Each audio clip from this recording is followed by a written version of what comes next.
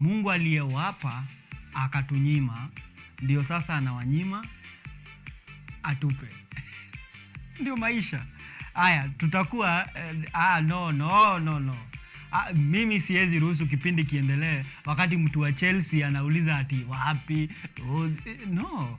When we are talking football, Chelsea kweli kuna mahali wanafaa waongee. Kuna jamaa alisema Chelsea was meant to be a volleyball team, lakini wakakosa kupata wachezaji warefu. So wakasema hatuna wachezaji warefu, tucheze football. Nataka nichukue pumziko fupi, alafu nikirejea ndakuwa na Evans Ouma kutoka Uga wa Nyayo Stadium. Uga wa Nyayo, kusema Uga wa Nyayo Stadium hizo ni vishada hizo. Haya, nitakuwa na Evans, atakuwa ananiambia mambo yako vipi kutoka Uga wa Nyayo, akipanga mitambo, lakini ni baada ya hili pumziko. Niruhusu nipumzike tu kwa sekunde za kuhesabu, alafu turejee. Pia nitakuwa na mtafuta undercover, ni shabiki sugu sana wa Man City. Tucheke pamoja Arsenal. Usiende mbali, tunarejea.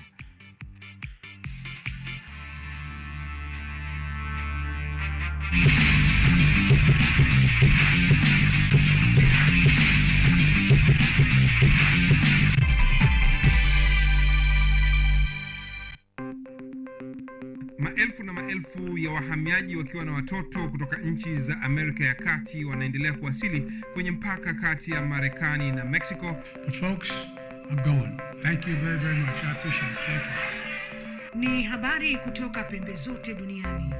Pipopa si fukufuku. Pipopa ni idea. Sazidi ananyonya, hanyonyi vizuri, anakuwa hayuko comfortable. Jeshi la Jamhuri ya Kidemokrasia ya Kongo linapambana na waasi wa ADF. Kwa sasa wanatoa wito kwa mashirika, makampuni na vile vituo vya uchukuzi. Mambo mengi yatakwenda kama yalivyopangwa. Hapa ni kuna mmoja wa viongozi wa chama cha wavuvi katika eneo hili. Zaidi tunajaribu kuwapa chanjo ili ina boost ama inanyanyua kinga ya mwili, ndio inaenda kupelekea kupambana na virusi. Ni Duniani Leo, Jumatatu mpaka Ijumaa, moja kwa moja kutoka VOA Swahili, Washington DC.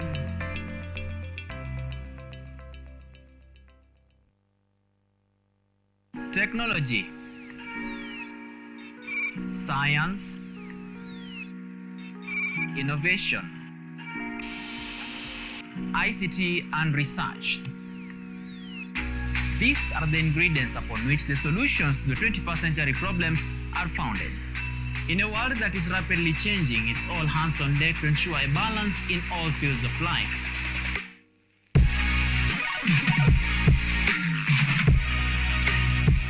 Women, young and old, are also in the front line, breaking the glass ceiling, becoming thought leaders in the larger tech space. Not forgetting other societies marginalized. And when the tech Avengers come together, we inch closer to a much safer, efficient, and sustainable world. What we view as a norm in today's advanced world was just an idea, and for nostalgic reasons, we trace back to the iconic days to bring you the retro tech. On Technovation Show, we encapsulate all the pillars of the fourth industrial revolution, decoded in a language, all for one, one for all. Every Monday at 8:30 as we push the mantra, keep learning something new each and every day. Only on KUTV, a new experience.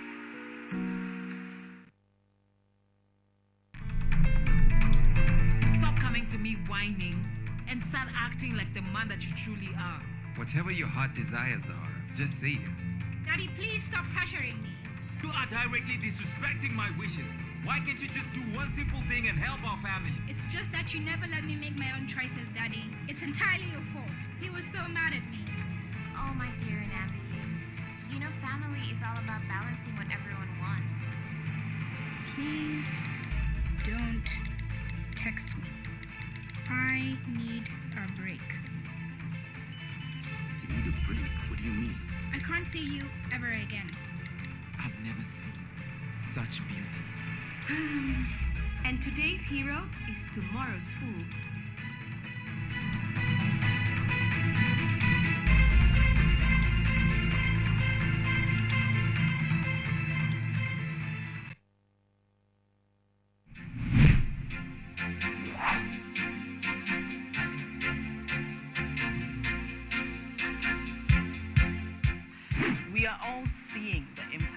climate change.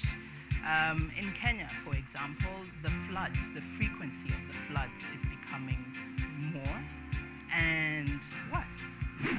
The amount of people and livestock we are losing.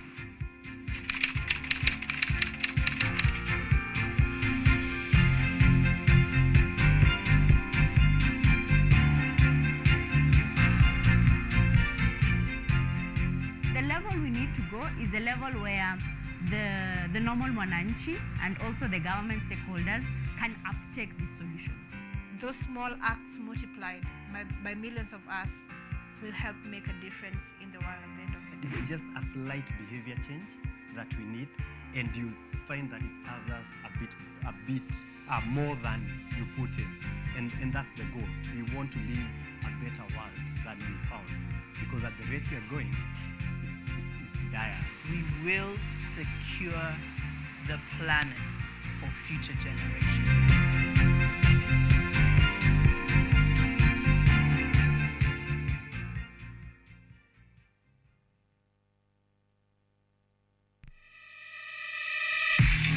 What's up, fashionistas? Looking for a show that brings you the latest in the world of fashion, glamour, creativity, and style?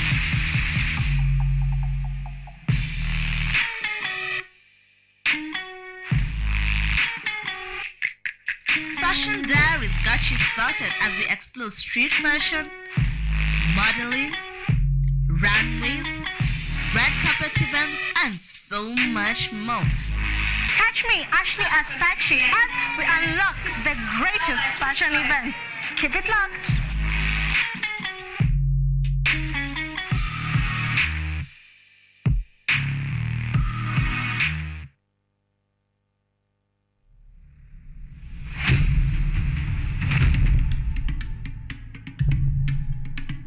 Kipindi hewani ni mitindo ya kipwani. Kama ilivyo kipindi hiki kinahusu nyimbo za taarab, chakacha, midwara, midundiko, bila kusahau mapishi. Ambao ndio uti wa mgongo wa pwani ya Afrika Mashariki. Jamani, swahibu zangu mliopo maskani, hatuonani wenzangu, najua mwanitamani. Hapa KUTV, nahodha mwendesha chombo cha baharini, yani ua linalunukia na kuvutia waridi tamu.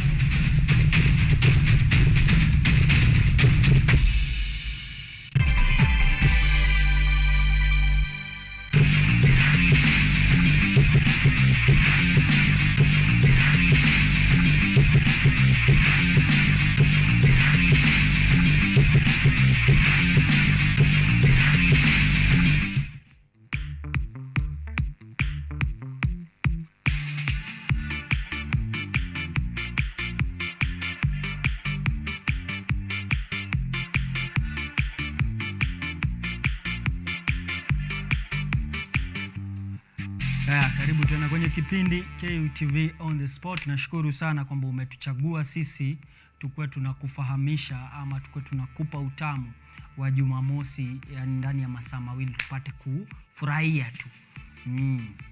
Nasema anaichelewesha msafara ni ng'ombe aliye mbele, lakini ambaye anapigwa ni ng'ombe aliye nyuma.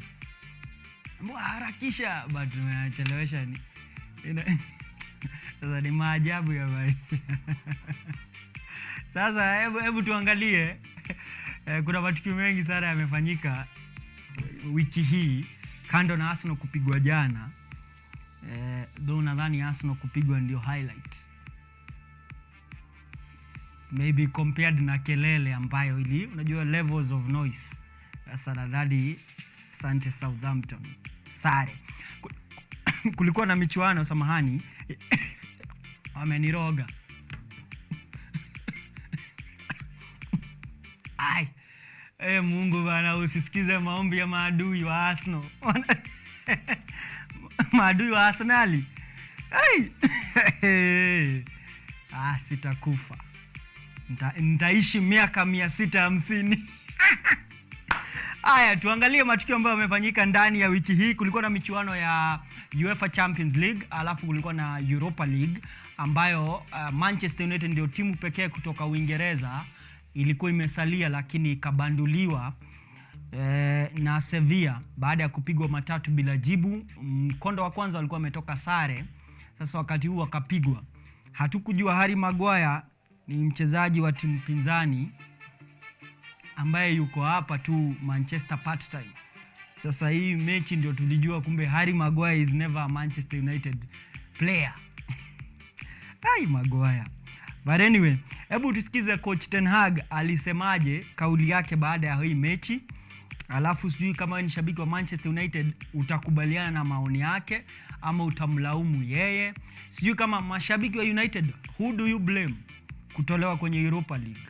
Ni Maguire, ni personally ni Maguire, but sijui nyinyi mna blame nani? Haya tusikize hii kauli. When we make such mistakes, it's very difficult to win a football game. Why do you think? But it's obvious, but it can't be.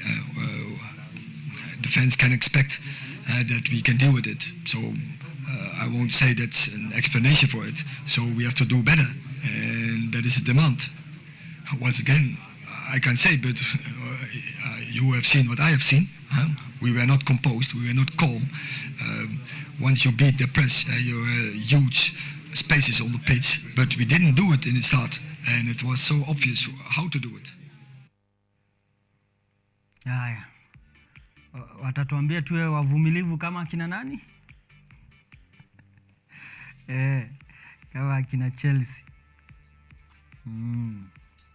Na sisi tunataka kutesa kama mama wa kambo. Haya, michuano mingine ambayo ilisakatwa ya Europa League kwenye robo finali ni Roma akifuzu nusu finali sasa baada ya kuipiga Feyenoord kwa aggregate ya 4-2. Kwenye mchuano wa mkondo wa pili walishinda 4-1. Union Saint Gilloise walipigwa na Bayer Leverkusen kwa 4-1 kwenye mkondo wa pili, kumaanisha Bayer Leverkusen wanafuzu nusu finali na aggregate ama jumla ya mabao 5-2. Sasa kwenye nusu finali ya kwanza itakuwa ni Roma dhidi ya Bayer Leverkusen.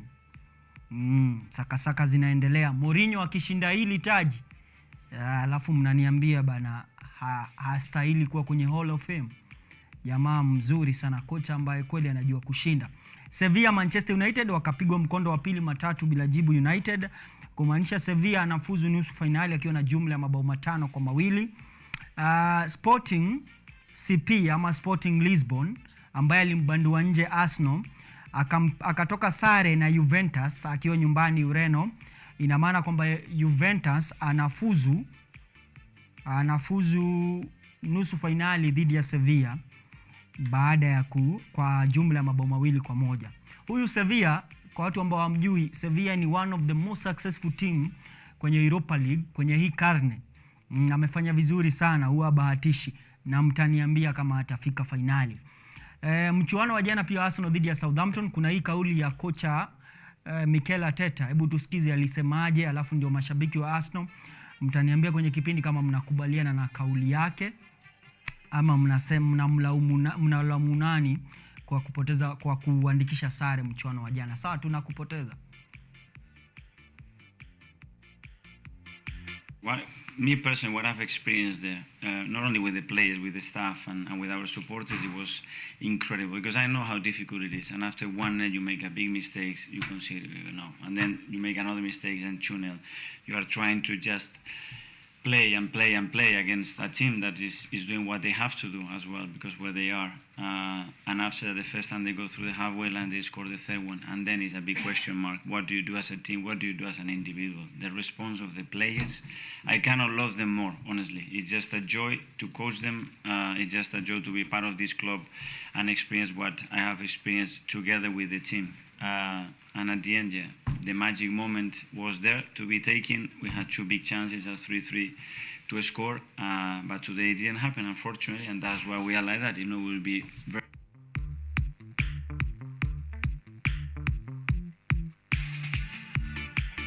Mikel Arteta huyo. Sema Southampton walitaka sana. Nashangaa wachezaji wa Arsenal walikuwa wanataka nini basi. Mchuano ambao unaendelea sasa ni Fulham akimkaribisha Leeds United Craven Cottage, dakika ya 16 0-0. Baden Crystal Palace ugani Selhurst Park atakuwa anacheza dhidi ya Everton saa 11. Mchuano mwingine ambao utakuwa unasakatwa leo ugani Anfield itakuwa ni Liverpool akimkaribisha Nottingham Forest. Saa 11 pia leo kutakuwa na Brentford dhidi ya Aston Villa. Alafu utakuwa ni unasakatwa uga wa Brentford. Leicester City ugani King Power dhidi ya Wolves, mchuano mwingine wa saa 11. Kesho saa 10 itakuwa Newcastle dhidi ya Tottenham ugani St James Park. Alafu Bournemouth atakuwa namkaribisha West Ham kesho saa 10. Kuna mchuano mwingine pia mkubwa, ni mchuano wa kesho, anamkaribisha Atletico Madrid, which ni mchuano ni kesho, ni leo, ni kesho saa 11. Barcelona ugani Camp Nou akiwa anamkaribisha Atletico Madrid, ni mchuano wenye utamu. Sawa na jioni ama usiku wa saa 3:45 nadhani, Napoli mjini Naples akuwa anamkaribisha Juventus kwenye mchuano wa Serie A, mechi ambazo zitakuwa na utamu wa aina yake. Lakini kikubwa ni kwamba nusu fainali ya mchuano wa FA inaandaliwa leo na kesho. Manchester City anamkaribisha Sheffield United leo kwenye nusu fainali ya kwanza saa 12:45, 6:45. Hiyo ndio mechi ambayo unafaa utazame leo. Kesho itakuwa ni zamu ya the Great Manchester United akisafiri kumenyana na Brighton ugani Amex kwenye nusu finali. You have to be proud because if your team is not in the semi-finals kama mtu wa Chelsea anasema he is so proud. Okay. Timu yako iko semi-final. You can't know about you. In fact, you're not supposed to talk about pride. You don't know how to be proud. Aya, kwa mashabiki wa Arsenal, hii ni yenu. Yes, bana. Season ni yetu msiwari. Yes, bana.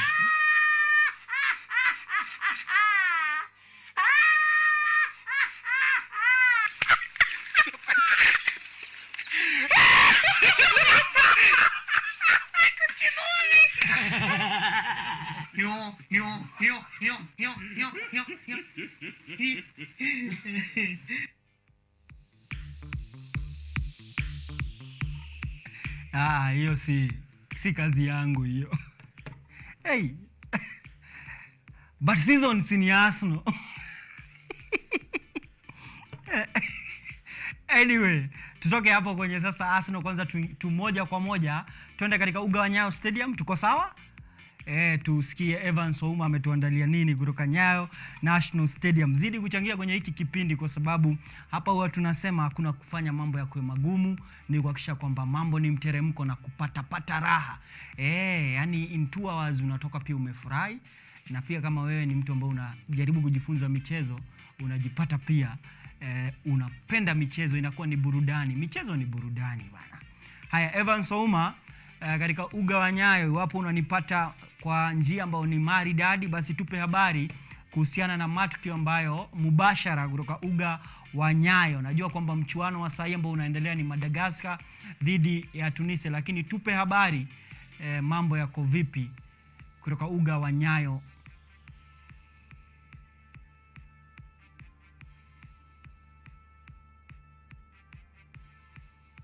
Right, we are coming to you live via at Nyayo Stadium, and this is where the Bath Cup is being played. Remember, a total of 8 teams had shown participation to participate in this 2023 edition. Remember, the defending champions are Zimbabwe. Of course, Kenya have finished in the 3rd position. That is, they went home with bronze. Today is another tournament, another day for the Kenyan team, the Chifu, to stake their claim as one of the most dominant teams in this particular competition.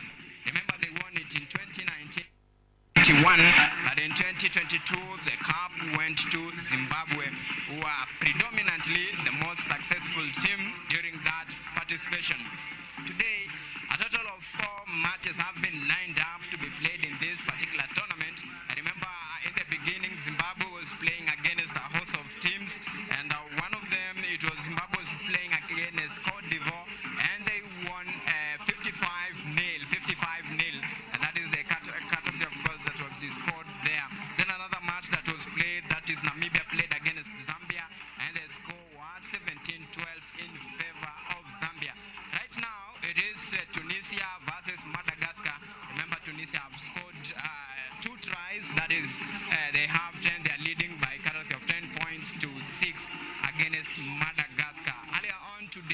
The last match of the competition will be against Kenya versus their fierce neighbors, that is Uganda. This is it's called a derby basically, and Kenya will be wanting to stake their claim. Remember, in this particular tournament, it's a knockout. If you get, if the odds are not in your favor, then unfortunately this is the time round you will just be beating the tournament bye-bye. A total of 8 teams, remember, from every team from one of the best teams in Africa. Remember, we have the likes of Cote d'Ivoire here, we have the likes of Tunisia, Madagascar, then of course the host nation Kenya, Namibia, and the defending champion Zimbabwe. This is a very strong team, if you ask me. This is a very team that each team want to stake their claim in this particular tournament, and all stakes are high. Remember, this is the qualification for the World Africa Junior Championship that will be played still here in Nairobi on July, and this is everything is at stake. Remember, whoever carries the day is automatically the one who will be clinching this particular ticket. We have planned, and we want to speak with the Kenya national team under 20, that is Curtis Olago will be speaking to him just to give us in brief the preparation of the team, and this time round what is the target of the team, and if really he thinks that this time round they will have to reclaim their, of course, stolen glory from Zimbabwe, and a few host of teams that will be staking their claim in this particular tournament. Remember, Kenya played the host for this tournament for the 4 successive years. The first was in 2019, 2021, but 2020 it was not played because of the upsurge of COVID-19, and 2022 it was still staged here in Nairobi, and today that is when the epitome of it all begins, and it'll be played for the 3rd season, that is for the 3rd season in a row here in Nairobi, and that speaks volume of Kenya's ability to actually hold such tournament. Remember, they have seen a lot of initiative that was actually being initialized as far as Talanta and Hela Mtani is concerned, and we've seen the initiative of the government to make sure that when it comes to the development of the talent, this is actually the road to take. Remember, if you follow keenly to the last edition, actually this particular tournament play a big role in Kenya Simba's, as far as selecting the under 15. The 15-side squad is concerned. So you can imagine the magnitude of this particular tournament and why actually most of emphasis will be put to this particular tournament, because the future lies in this young generation. So it's a game that you are following up, and remember, right now it's halftime and the match between Madagascar and of course Tunisia, and they are coming up just to check up on this, and later on this is a match that we'll be following keenly, but as even we are to speak with the national under 20 head coach, that is Curtis Olago, just to give us a brief analysis of what he expects today, and as far as the target is concerned for this particular tournament, and if indeed how keen he has play and plan for himself. And we are talking in brief. As you can see, the team is now heading back to this particular, for this particular tournament, and it's just to see if they can really mash up their numbers and take this tournament home. So it's a match that we're following closely, Pinches, and as far as we get latest update, we'll be coming back to you, including that particular interview that we want to talk to coach.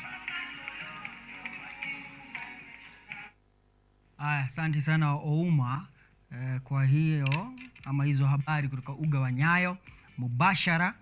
Mchuano ambao unaendelea kwa sasa hivi, Madagascar wakimenyana na Tunisia, alafu baadaye saa 10:30 kwa nizamu ya Kenya Chipu chini ya Curtis Olago akifunza, watakuwa wanamenyana na majirani Uganda kwenye robo finali. Wakifuzu wanamenyana na Namibia ambaye alishinda mapema dhidi ya Zambia, samahani. Najua tutakuwa tunapata makurejea kwake baadaye ndani ya hiki kipindi. Kabla tusepe, tutakuwa tunahakisha kwamba uko na habari kamili kuhusiana na haya matukio yote. Kwa leo sasa ndio tutasema leo yeye ndio wanasema kama kwenye ukulima ng'ombe mtoa maziwa ndiye kipenzi cha mkulima. Sasa leo Evans ni kipenzi chetu. Tutahakikisha kwamba kweli tumetumia yeye kuwa katika uga wa nyayo kuhakikisha kwamba tunapata habari sisi na wewe pia umezipata kwa njia ya haraka na njia ambayo kweli ina utamu wake. Tunazidi kusonga. Nimekuambia kwamba leo kuna michuano mikubwa ama kuna mchuano mkubwa ambao labda unamezewa mate na wengi wanataka sana kuona kama kwenye FA nusu finali ama kwenye mchuano wa nusu finali wa kuania kombe la FA, Manchester City ugani Etihad akimkaribisha Sheffield United. Mchuano wa 6:45, si ndio? 6:45. Manchester City dhidi ya Sheffield United, mchuano ambao kweli iwapo wewe ni shabiki wa United utakuwa unauangazia sana ukiomba kesho ufuzu finali na upatane na City. Ama usipatane na City. Sasa sijui wanaombaje, lakini mimi nadhani ukipatana na mtu ambaye amejiweza ndio inakuwa utamu. Kesho alafu Manchester United, hii ni ya United ya kesho, atakuwa na menyana na Brighton saa 12:30 Jumapili. Mpunguze kukemea shetani bana Jumapili. Sasa unajua sisi ni Red Devils. Sasa mkienda kanisa kesho mnatukemea hata kushinda inakuwa ngumu. Shetani ashindwe. Mspecify ni shetani mgani mnakemea kesho bana. Yaani shetani ambaye unajua si Red Devils. Maombi inaweza changanyika hapo alafu kumbe amkemei wakati pale Mwenyezi anapitia alafu anaona wamekemea Red Devils. Haya washindwe. Haya, lakini mimi najua hapa Brighton tutawadidimiza. Wataona vimulimuli. Alafu sisi ni shangwe na nderemo. Haya, nafahamishwa kwamba uga wa Nyayo tunapata utamu kwa sababu tuko naye mtu ambaye atatupa taswira ya mambo jinsi yalivyo. Tuko na kocha wa Zimbabwe, tutakuwa tunazungumza naye kupitia kwa mtangazaji mwenzetu ama wetu Evans Ouma baadaye ndani ya sekunde za kuhesabu, si ndio? Haya, FA Cup ndio hiyo, nimekupa fixtures za masuala jinsi yatakuwa. Alafu hii weekend nimekuambia pia kuna michuano mikubwa ambao kweli itamezoa mate ama utaimezea mate kama ni shabiki wa soka. Kuna mchuano wa La Liga, Barcelona akiwa mwenyeji wa Atletico Madrid ugani Camp Nou. Barcelona anazidi kupepea kwenye ligi ya La Liga. Kesho saa 11:15 5:15 PM Barcelona dhidi ya Atletico Madrid kwenye mchuano wa La Liga. Alafu kuna mchuano pia wa Serie A ambao ndio ligi kuu nchini Italia. Itakuwa ni anayeongoza ligi Napoli na ana machungu ya kubanduliwa nje kwenye UEFA Champions League na majirani wao AC Milan. Atakuwa na menyana na Juventus, the old lady of Italian football. Mchuano huu ukisakatwa mjini Naples, utakuwa Naples, Napoli ndio atakuwa mwenyeji. Utakuwa ni mchuano wa kesho saa 3:45. Ndio michuano ambayo kweli utaangazia. Kabla niendelee, turejee katika uga wa Nyayo, tusikize haya mazungumzo ya kocha wa Zimbabwe na mtangazaji wetu Evans Ouma. Evans Ouma, kazi kwako, piga makasia ya aina yake.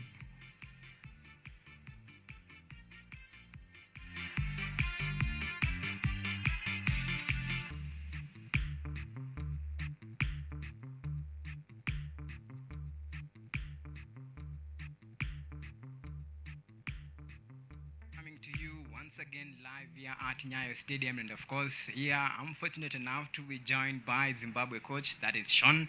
And coach, thank you so much of course for making time to speak to KUTV. First of all, 55-0, quite a strong statement to open this particular tournament. What's your reaction to that win? Yeah, thank you for having me. The scoreline doesn't really reflect what we want to achieve. The main goal for us is to tick the boxes, work on our set piece, work on our skill sets, and that's our focus. And as much as we say 55-0 is a good score, there's still things that we need to work on going into the semi-final. Well, you speak about, wanting more expectation from your team, and of course, that is like demanding more from your team. what are some of the areas that you think you need to improve as you wait for the next game so that you can, work on those weak links? We will look at the footage and review the game. We will look at key areas. There's a few key areas that we looked at just off the bat. Our defensive system, as much as they hadn't scored, but there's still areas that we need to fine-tune moving into the better attacking teams. Well, you'll be up against very strong teams. I'm talking about the teams like Namibia. We have Kenya here, the host nation. And we have a host of teams like even Uganda. Every team that has made it to this particular tournament is a quite strong team. From where you stand, Coach, do you think this time round we'll go home with this particular trophy? It is a difficult tournament. For us, the target is on us. Last year when we came to this event, we were planning to build for this year. Unfortunately, or fortunately, we won the event last year. So this year, we just got to try and retain the title. Well, besides retaining the title, there is a prize, of course, that every coach is looking at. I'm talking about the qualification, that is that particular ticket to play in the World Junior Championship. Of course, it will be happening here. But what's your plan as far as that particular tournament is concerned? The bonus this year is not just winning the Bartes Trophy. It's the pathway into the Junior World Trophy, which is a prestigious event. The World Rugby Junior World Trophy has top-tier teams, and that's the aim, and that's the ultimate for us, and that's our reason why we came to this event, and that's why we started off on such a good note. Well, do you have injury concerns as far as your team is concerned? As far as I'm aware, our loose forward, Tanaka Ndoro, had a bit of an ankle injury, but we'll assess it tonight. Tomorrow we'll give it a review and then see where we're at. Well, Coach, thank you so much for making time to speak to KUTV. It's always a pleasure. Thank you for having me. All right. Well, that was Coach Sean, that is the Zimbabwe head coach, of course. Beg your pardon, just giving us a brief highlight. And, of course, setting even the standard and the bar high. He's here for one thing, to win this particular tournament. And there is no joking about it. Just giving strong statement. Of course, we are still waiting for the Kenya national head coach, that is Curtis Alaga, to just give us his brief, brief side of the story and actually how he has prepared for this particular tournament. Remember, he'll be up against Uganda, a very strong team, if you ask me, but that is for them to make that particular statement. And it's just a couple of hours away for this to actually happen. Actually, just some few minutes to this particular tournament, the Kenya vs. Uganda. Of course, PINCHEZ is something that we are following in full details, and as soon as we get details, will be coming to you, that for sure. Haya, fantastic sana. Asante sana Ouma pia kwa mazungumzo haya na kocha wa Zimbabwe, kupata tu kusikia kauli zake kuhusiana na maswala ama kuhusiana na mechi yao ya mapema ambayo ilitangulia saa 3 asubuhi, na mipango kwamba kwenye nusu finali huenda watamenyana na hawa ambao wanacheza saa hii, Madagascar dhidi ya Tunisia. Mmoja ama mshindi wa huo mchuano ndiye atakuwa anamenyana na bingwa mtetezi Zimbabwe. Anasema kwamba kweli kwenye Brothers Cup ya mwaka jana hawakupanga kushinda, walikuwa wanajipanga washinde hii, bahati wakashinda. Sasa si rahisi, lakini tutaona. Tuone vijana wetu Chipu watakuwa nachezaje saa 10, alafu ndio tujue sasa safari iko vipi. Kwenye jedwali ambao sijakupa leo, kwenye jedwali la EPL, kweli huwa ni muhimu sana. Tunaangazia kushinda kwako kuna maana gani kwenye msimamo wa ligi, kupigwa kwako kuna maana gani. Arsenal bado anaongoza na alama 75, amesakata mechi 32. City yuko katika nafasi ya pili, bingwa mtetezi, amesakata mechi 30 na alama 70, sawa na Manchester United ambayo yuko katika nafasi ya 3 na alama 59. Newcastle United katika nafasi ya 4 na alama 56.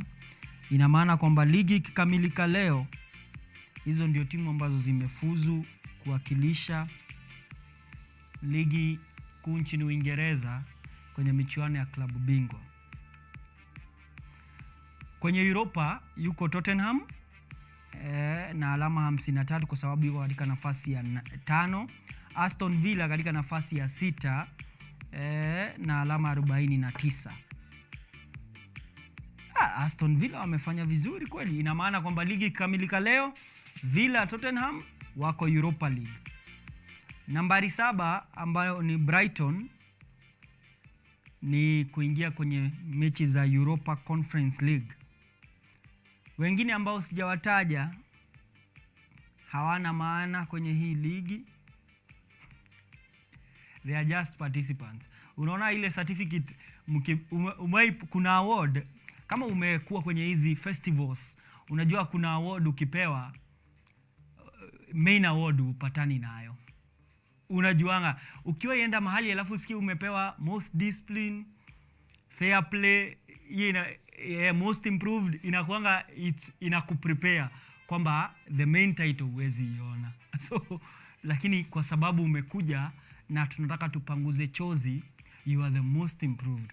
Sasa hizi timu zingine zote wako kwa hizo category, but ile timu ambayo itapewa award ambayo itawatoa machozi sana, mnaijua. Arsenal wapewe most improved. Aya, Liverpool nafasi ya 8, wamekaa hapo sana, inaonekana wanapenda vitu 8. Brentford nafasi ya 9, alafu Fulham ambao wanacheza saa hii nafasi ya 10.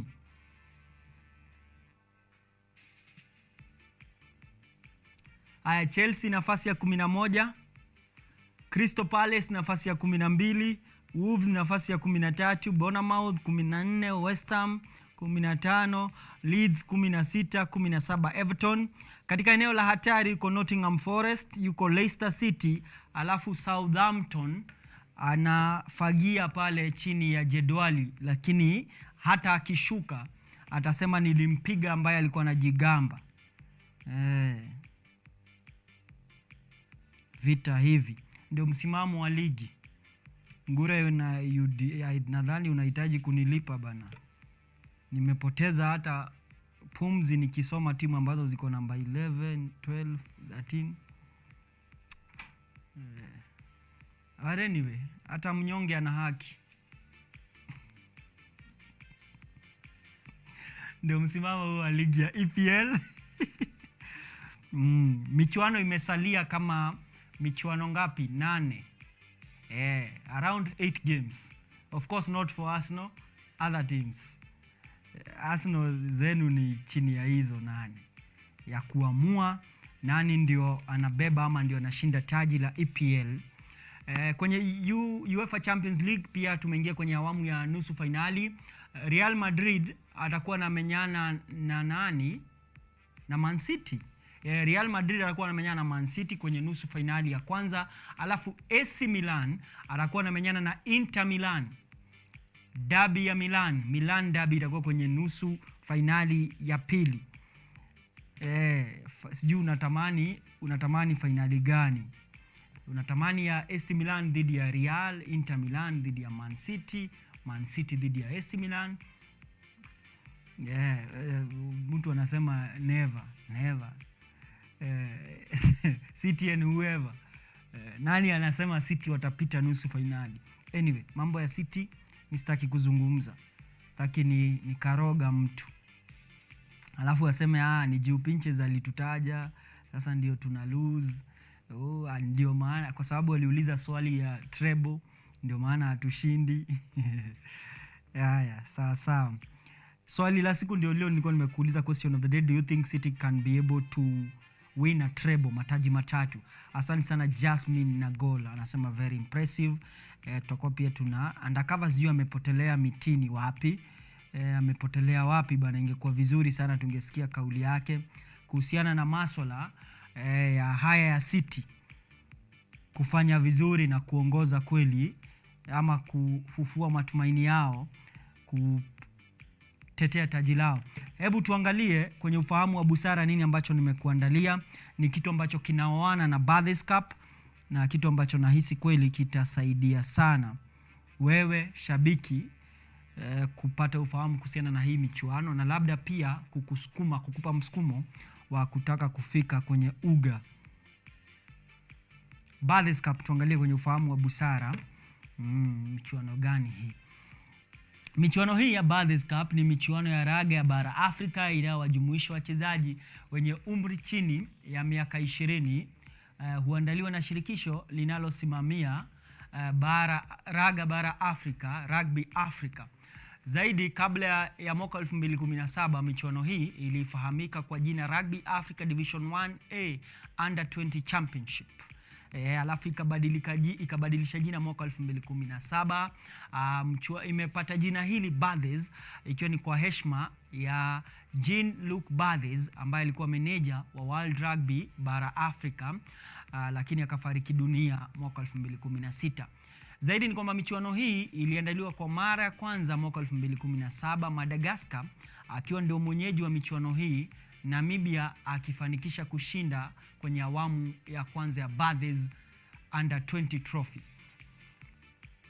Mshindi wa tiketi ya kuwakilisha bara Afrika kwenye World Rugby Junior Championship ambao awamu ya mwaka huu itakuwa inarejea hapa Nairobi, ama Kenya itakuwa inaandaa michuano ya World Rugby Junior Trophy kwa mara ya pili. Kenya iliandaa michuano hii kwa mara ya kwanza mwaka 2009, Zimbabwe wakishinda na Kenya kumaliza ya 3. Zaidi ni kwamba Kenya inaandaa michuano hii kwa mara ya 4 sasa. Kenya na Namibia ndio timu ambazo zina mafanikio mengi sana, wakishinda mataji mawili kila mmoja. Kenya inaandaa michuano hii kwa mara ya 4, nimesema hilo, ambayo kwa sasa timu 8 zinashiriki. Fantastic. Umepata kujua kuhusu Bathurst Cup, Bathurst Under 20 Trophy. Sasa pata raha, nenda ukapate utamu.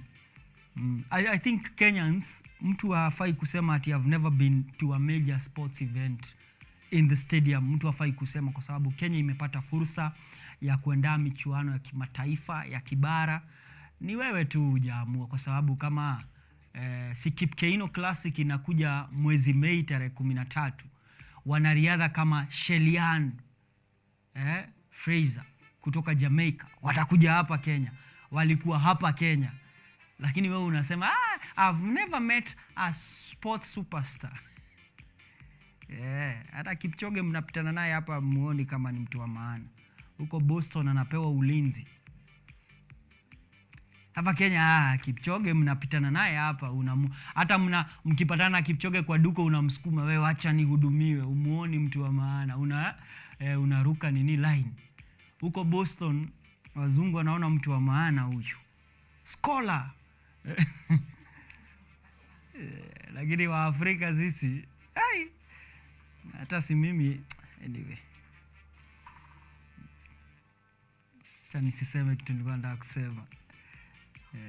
Tumesema turejee uga wa Nyayo, but ni vizuri by the way, jaribu kuappreciate achievement za watu. Usione ati mtu kwa sababu ana rangi kama yako, ama yuko karibu na wewe, ama mnaishi kwenye area moja, hadi sasa akiachieve wewe unaona it's nothing, alafu una glorify huyo ambaye umjui, hakujui, lakini unapiga kelele. Turejea katika uga wa Nyayo tusikie hizi, tupate kuandaliwa mazungumzo pia na kocha Evans Ouma. Iwapo unatupata, tupe habari kutoka uga wa Nyayo.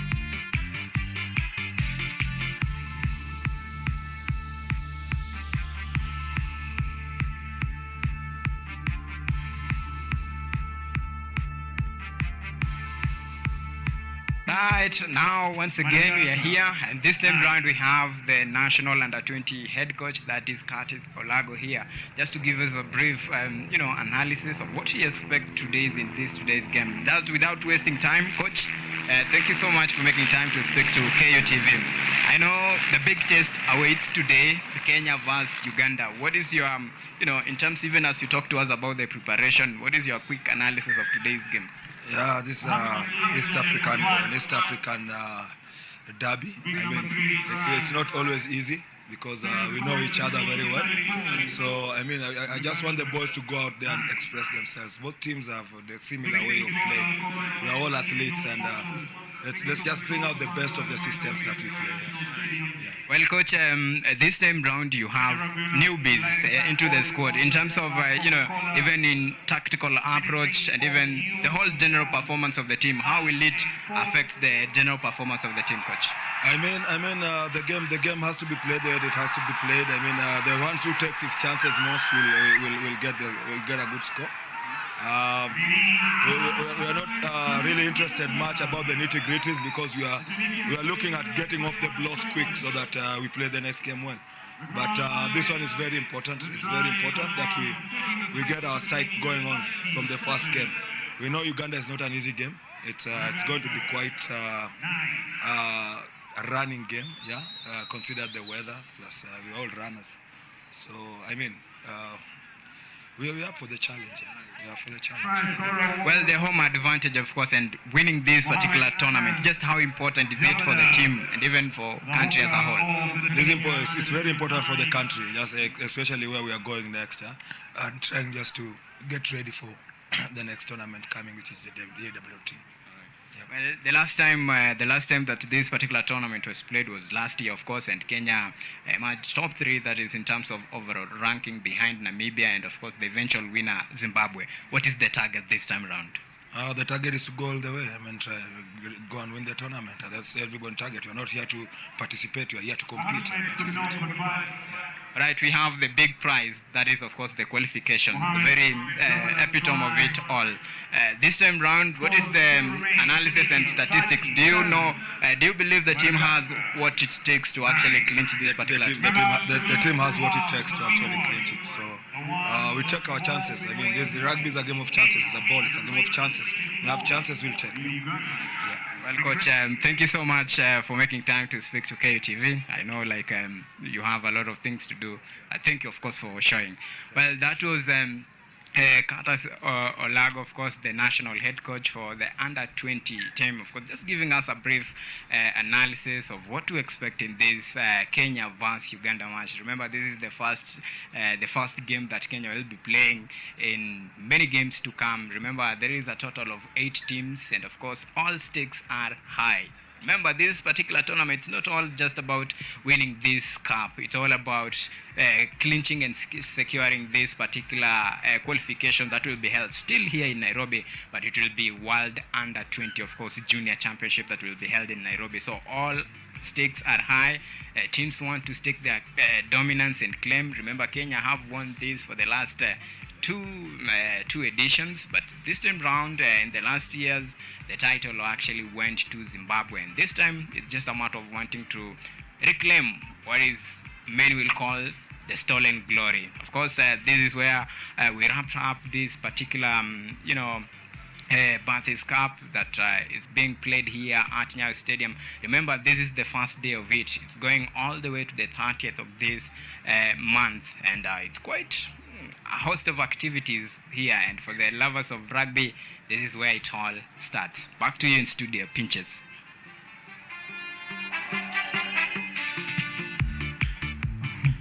Hatari sana. Yaani Evans ameamua hata amerap up.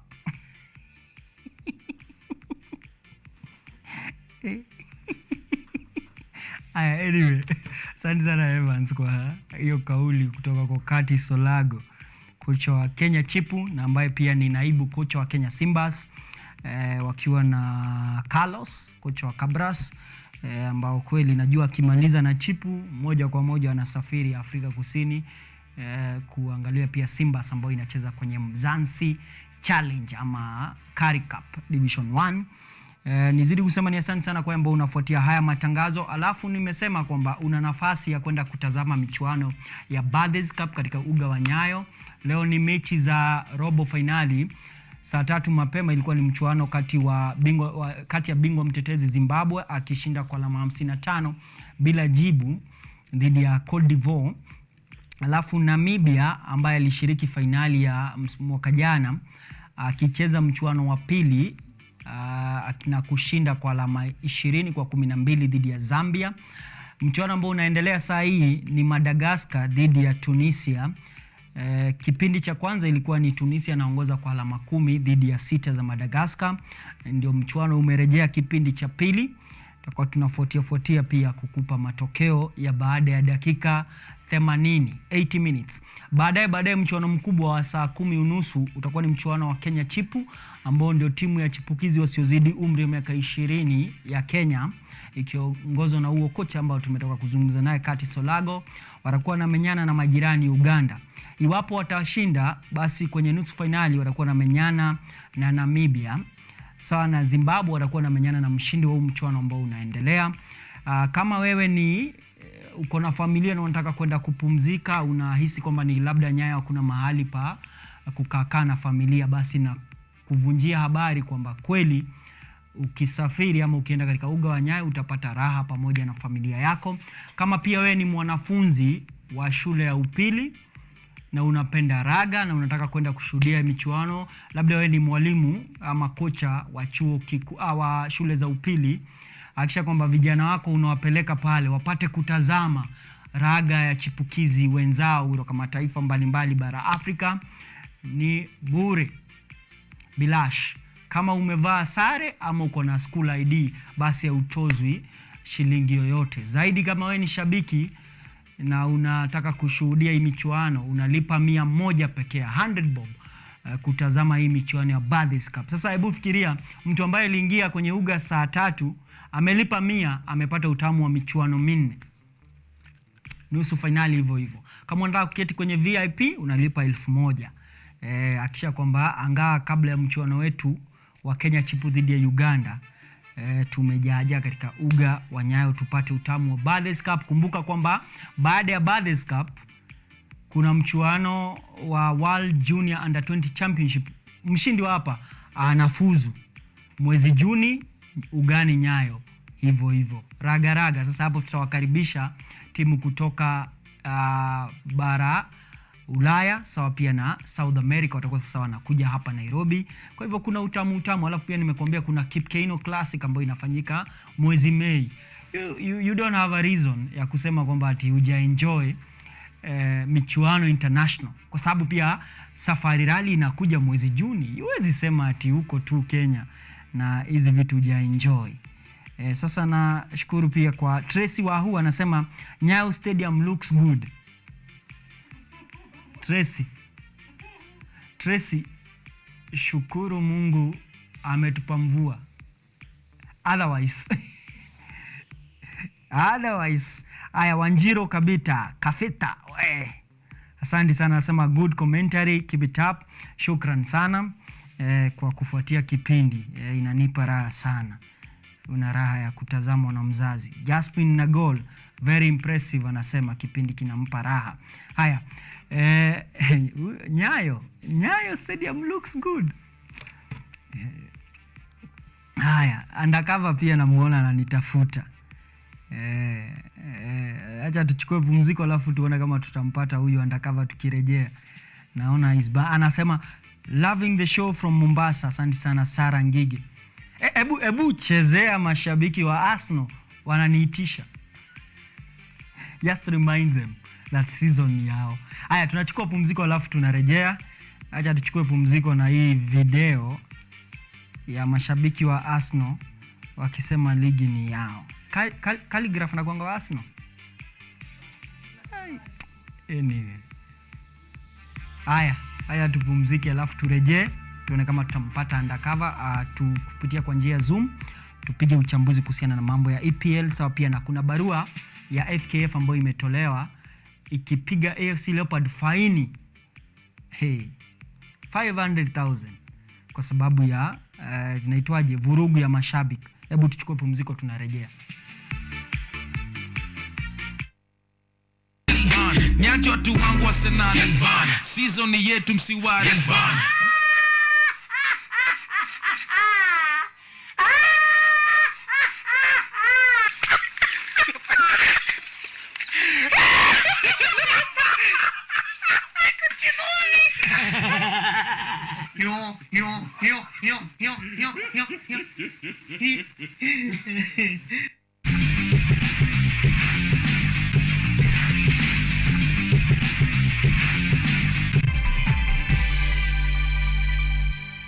Are you an aspiring media practitioner, a graduate, or you just want to advance your skills in television production?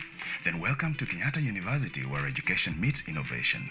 KUTV, the premier university television station in Kenya, is now offering short courses in TV studio, field technical operations, and video editing.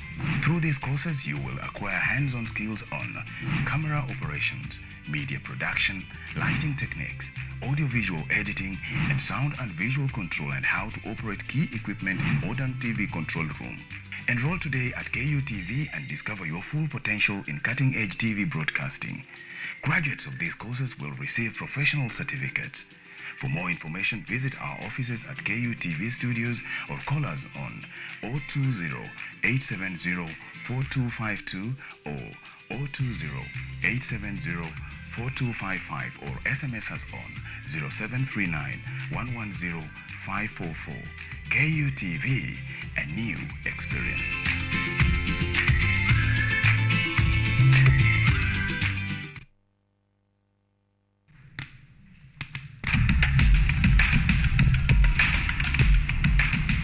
Access to knowledge.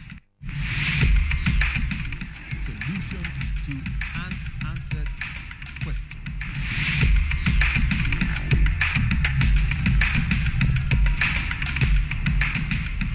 Guidelines to pursuing your rights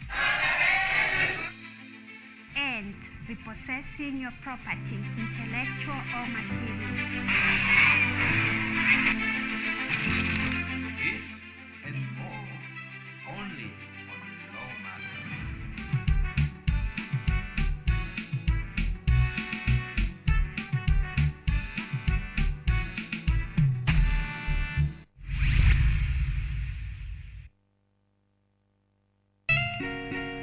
Karibu kwenye mitindo ya Kipwani, kipindi chako kinachohusu utamaduni wa Kipwani. Niko Malindi katika hoteli moja ya kifahari inaitwa Buffalo Villa.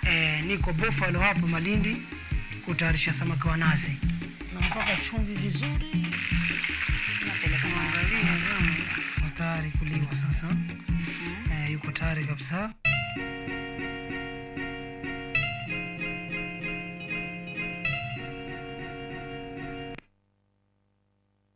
Hello everyone, this is the new chapter of Let's Be Fit. I'll be host DiCaplo. I'm here to give you various workouts. I'll be having different trainers.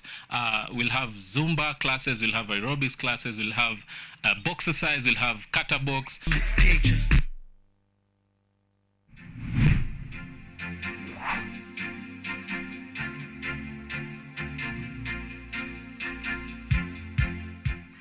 We are all seeing the impacts of climate change. In Kenya, for example, the floods, the frequency of the floods is becoming more and worse. The amount of people and livestock we're losing.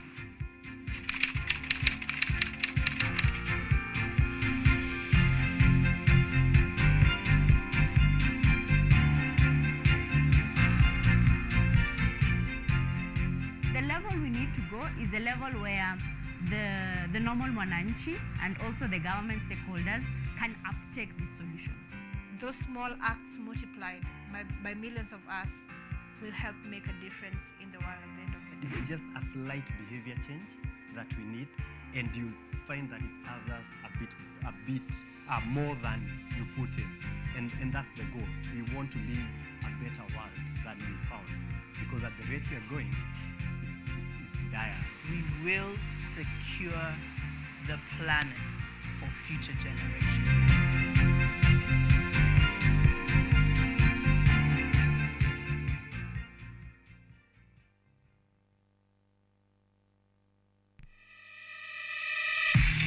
What's up, fashionistas? Looking for a show that brings you the latest in the world of fashion, glamour, creativity, and style?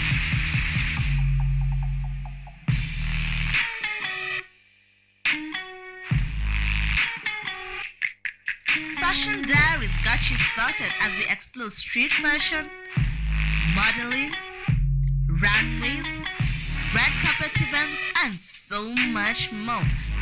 Catch me, Ashley and Sachi, as we unlock the greatest fashion events. Keep it locked.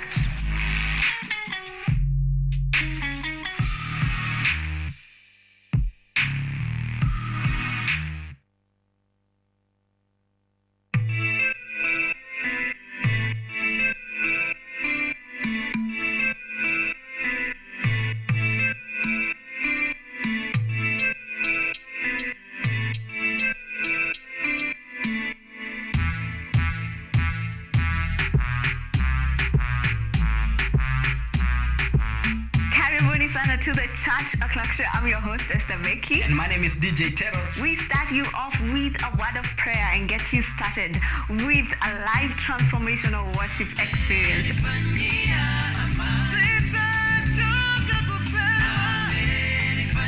have our minds renewed by the word of God on the word segment. And not forgetting new music za hii wiki, yani ndakuwa bado nawapatia pale wasanii wamekuwa kiwakali.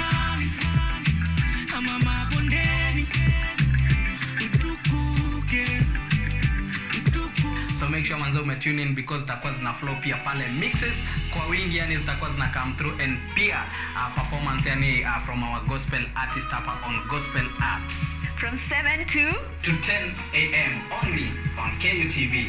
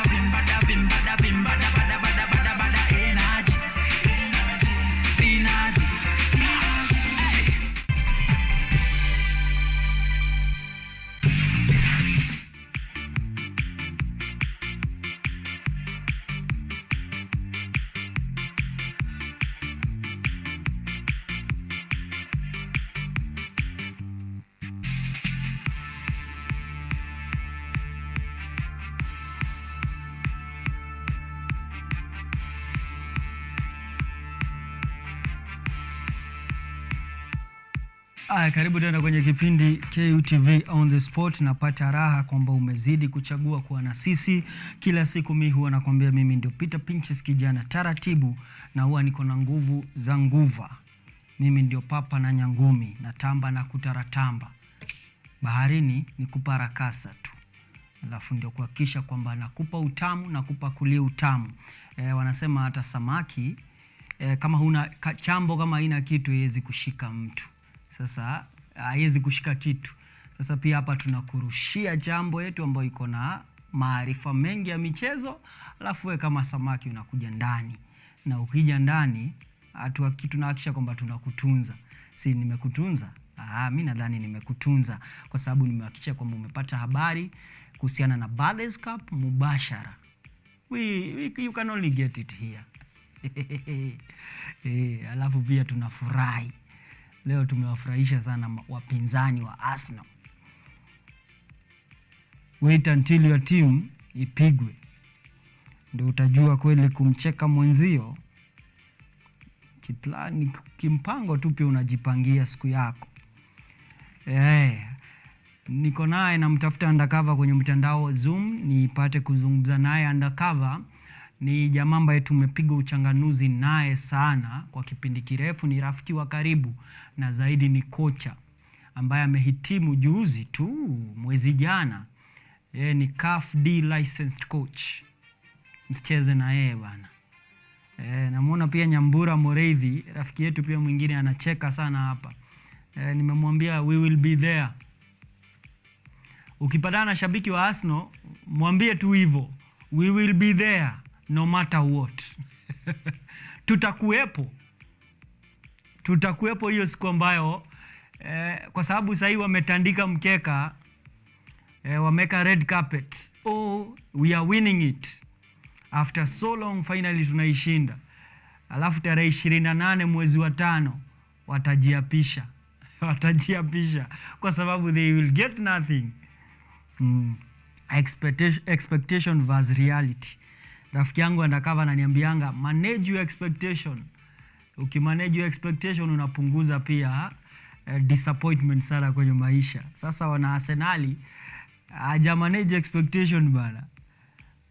You know your team, you have seen your team over time, mmeiona kwa kipindi kirefu, alafu bado mnajifanya hamuijui.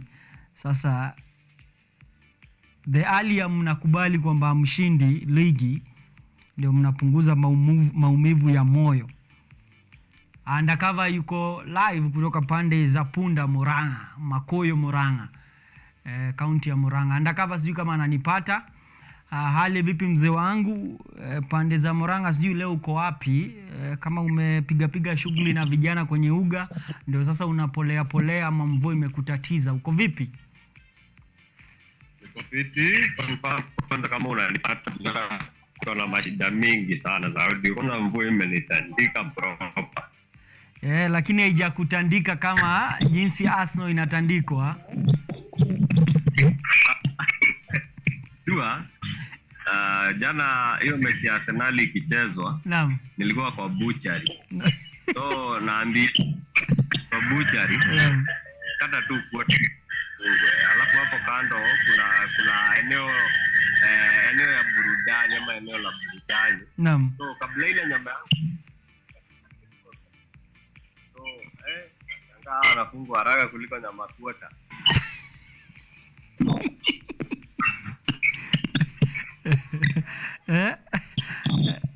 Arsenal ilifungwa haraka kwa sababu by dakika ya kwanza walikuwa washafungwa. Ndio nashangaa, Arsenal wanafungwa haraka kuliko nyama yangu. Kwa hiyo niko mzima. Shughuli tu za hapa na pale. Pia nilipata club, I think hiyo ni Daja Bosi on air. Naam. Na coach team inaitwa Intersoeto, inacheza County League Murang'a. Naam. So far tuko break because managers wa league wamesema pitches haziko in good condition because inatutatiza sana.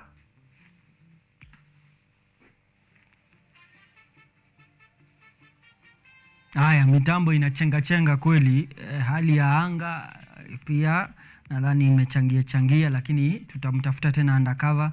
Haya, undercover umerejea, mtambo umechenga, hebu endelea na hiyo habari. Ndio nasema pitches kidogo ziko waterlogged zile mingi, so unapata shughuli hizi zipigwa vizuri, but so far iko vizuri na timu yangu. Tumecheza friendly moja tukashinda 4-1. Sasa tunangoja ligi tuzidishe. Hayo ndio matokeo upande wangu. Naam. Hebu tuanze kwa sababu nasikia umetaja mambo ambayo yanaoana na shirikisho la soka hapa nchini. Wewe ni kocha ambaye kweli sasa unafuatia sana matukio ya ambayo yanafanyika kwenye soka ya nyumbani, kwa sababu kweli utahitaji kujua what is trending locally. AFC Leopard weekend jana nadhani ama ilikuwa katikati ya wiki, wakisakata ugenini dhidi ya Kakamega Homeboys, kulikuwa na vurugu na mechi kasitishwa dakika 31. Baadaye ndio FKF wakatoa taarifa kwamba AFC Leopard anahitaji kulipa faini ya $500,000. Amepokonywa hizo alama 3 ambazo zimepoa Kakamega Homeboys. Alafu kumekuwa na mazungumzo mengi kwenye mitandao ya kijamii. Kwa nini Homeboys hajapata kuadhibiwa na yeye ndio mwenyeji? Na kwenye sheria za FKF zinasema mwenyeji anafaa atoe usalama na hakikishe kwamba kuna usalama wa wachezaji, makocha na sawa na mashabiki. Sijui unasemaje kuhusiana na hii kauli ama uamuzi wa FKF undercover? Unajua hapo awali nilikuwa kama, lakini sasa mimi ni patent ya federation. So sisi tunaenda kucoach Uingereza bana.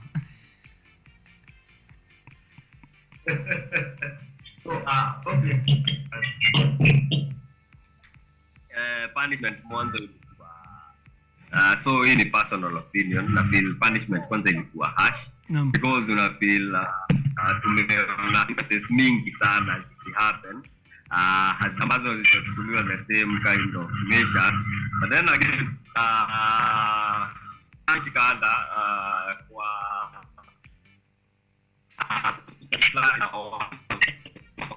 kwa hiyo mechi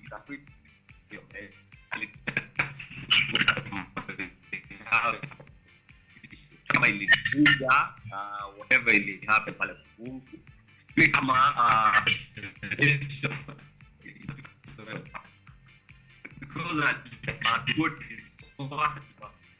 so many clubs in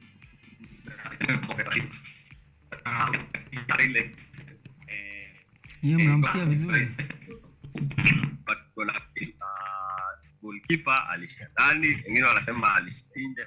Ukiangalia clip bila VR itakuwa very much opinionated, but kulingana mimi na feel ile punishment harsh because kama tunafuata sheria ambazo ni documented na ambazo ni written, then again homeboys ndio walikuwa wanafaa enough security ndio walikuwa wanafaa ku manage crowd yao, so punishment ni kama ilikuwa inafaa kuenda kwa the home team, but una feel probably federation waliargue ambao walichachisha tumio wada ambao walizua vurugu wale fans wa AFC, maybe that's why they took that action. Undercover kwa sababu naona kweli mtandao unatupiga chenga na nataka tusiangazie mambo mengi sana, lakini kwa sababu pia wewe ni shabiki sugu wa Manchester City, unajihisi vipi kwamba Arsenal inasuasua na kuzidi kudidimia kadri tunavyosonga katika siku ya kufunga kazi? Nashangaa mbona inakuja kama surprise. It was expected.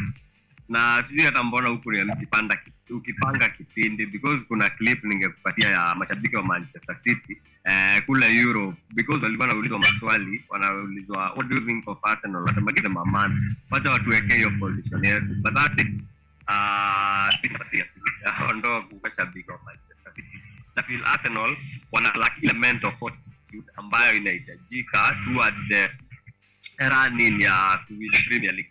Gary Neville ambaye ni pandi pale Sky Sports Arsenali wana mental fortitude. Na huyu ni Gary Neville ambaye ameshinda 8 Premier Leagues, but watu walifikiria is just a head just ana support Manchester United.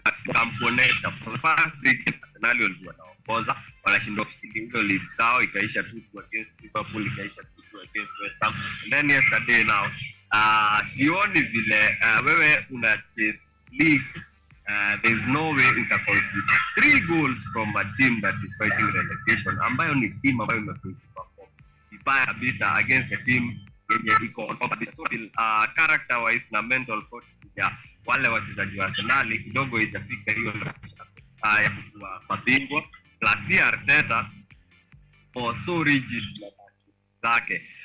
Sijui mbona hajakuwa kimwanzisha Jorginho, in my opinion. Jorginho ni Euro, ameshinda Euro, ameshamataji na Chelsea, so ile experience yake pale ilikuwa ina again I feel Arteta yuko very rigid na very stubborn na tactics zake, so I think hizo ndio vitu zinachangia Arsenal kukua kwa hiyo breakdown ama crumbling ambayo wana witness for now.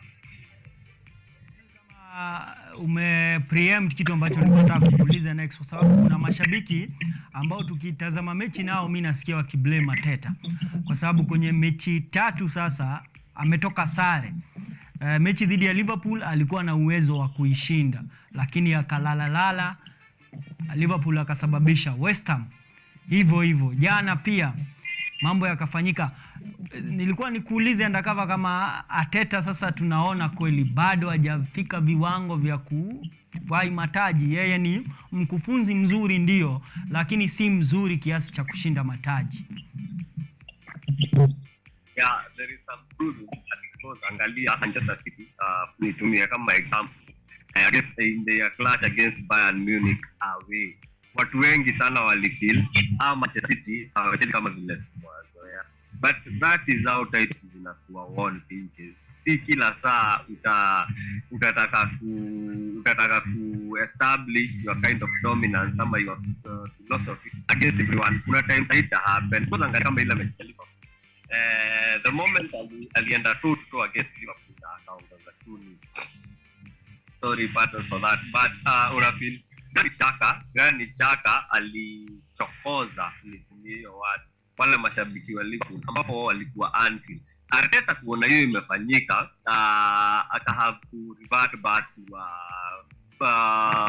5-4-1 low block nimeingia tactical terms, but I feel hizo tactics aliziget wrong because mbona uonge another center back ukijua Liverpool sasa wame join attack attack mode na watakuwa wanashambulia. I think the best thing ingekuwa ni kuleta yule Jorginho ambaye angefunga game na probably wangeza kuhold ile lead. So kujibu swali yako na feel Arteta kidogo this stage of the tournament ama ya league hapo ndio inahitaji coach na ile experience ya kujua si kila games zote zina approachiwa in the same way because now tumefika ile home stretch kuna tunataka kuachieve. Hauta dominate match zote, what is important is the results, but Arteta I feel like so much preoccupied na ku establish dominate games other than chase matokeo. Man City mnashinda mataji mangapi msimu huu?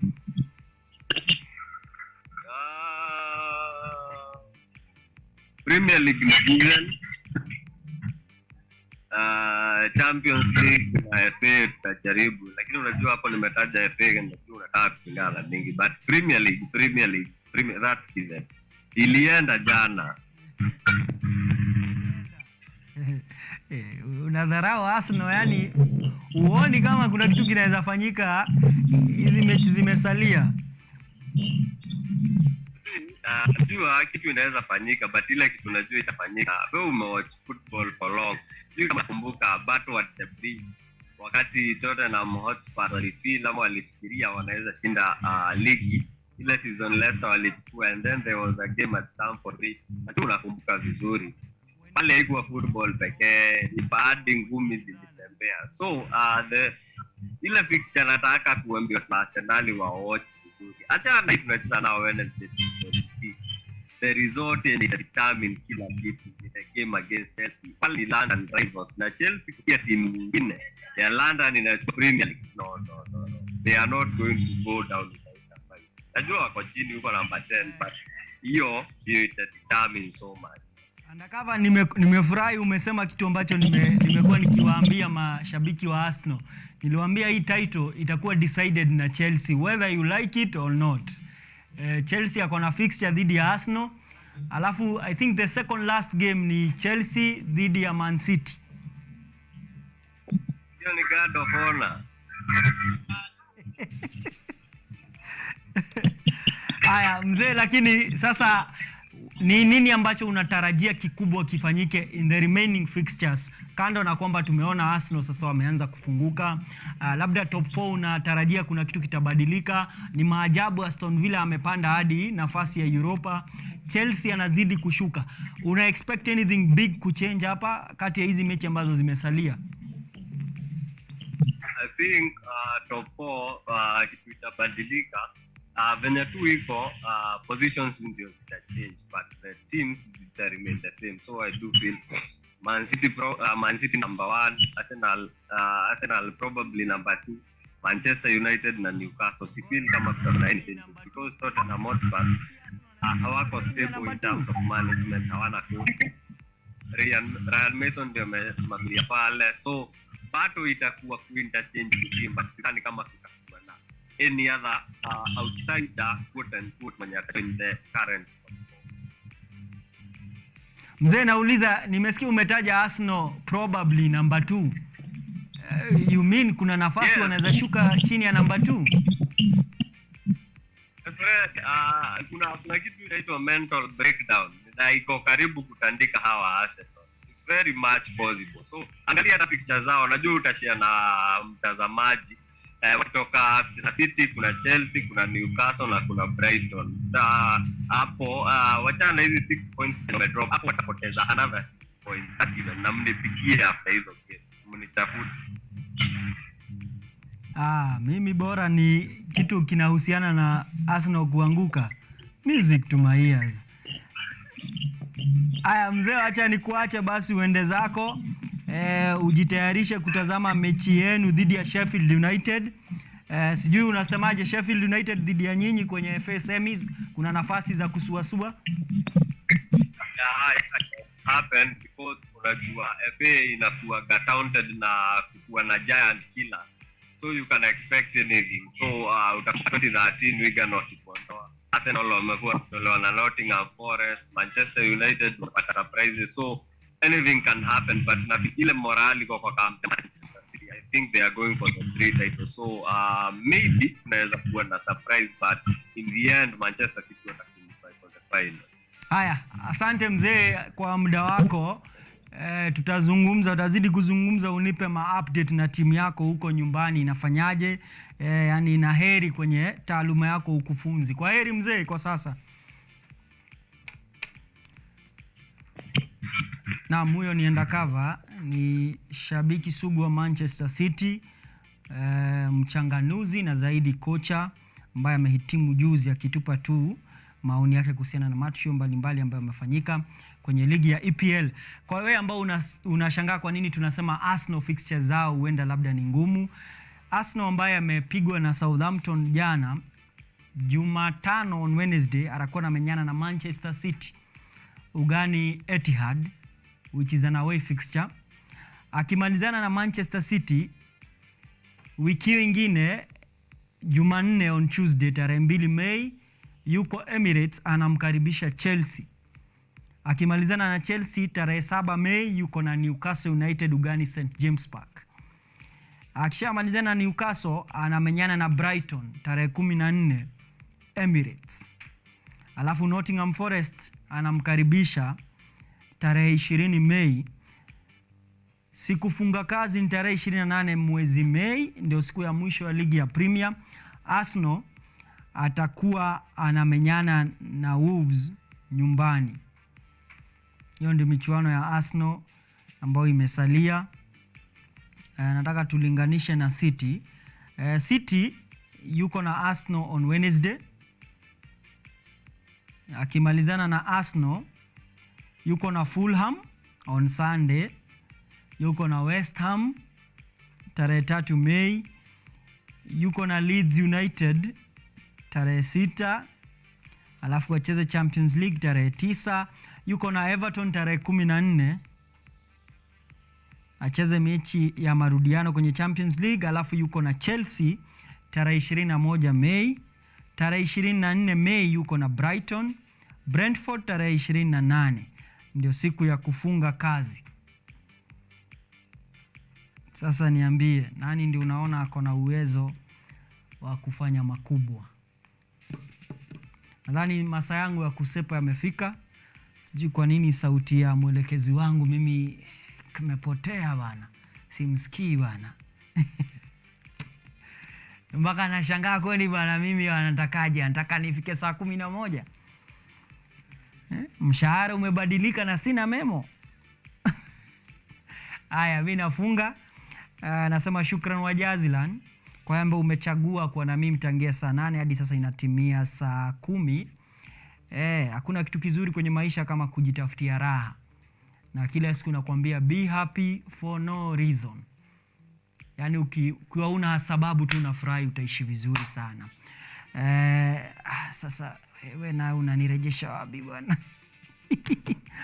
Mimi naona tu nifunge, lakini ni asante sana kwa ambao umefuatia hiki kipindi. Huwa tunafanya hivi kama wewe ni mgeni. Tunafanya hivi kila siku. Asante sana Sera Ngigi, asante sana Tracy Wanjiru, kuna Jasmine, kuna Jose, asanteni sana, kuna Kanini Matmo, asanteni sana pia Richard kwa kufuatia kipindi na Undercover kila siku, kwa kuhakikisha kwamba tunakaa vizuri na tunazidi kuwafahamisha watu na wapa maarifa ama vitu mpya kuhusiana na masuala ya michezo. Sasa mimi nimeenda. Rais nilikwambia ni vibaya kwamba ng'ombe ambaye yuko mbele ndio anachelewesha msafara, lakini yako nyuma ndio ananyoroshwa. Songa. Tufuataneni Jumamosi. Asanteni. Kwa heri.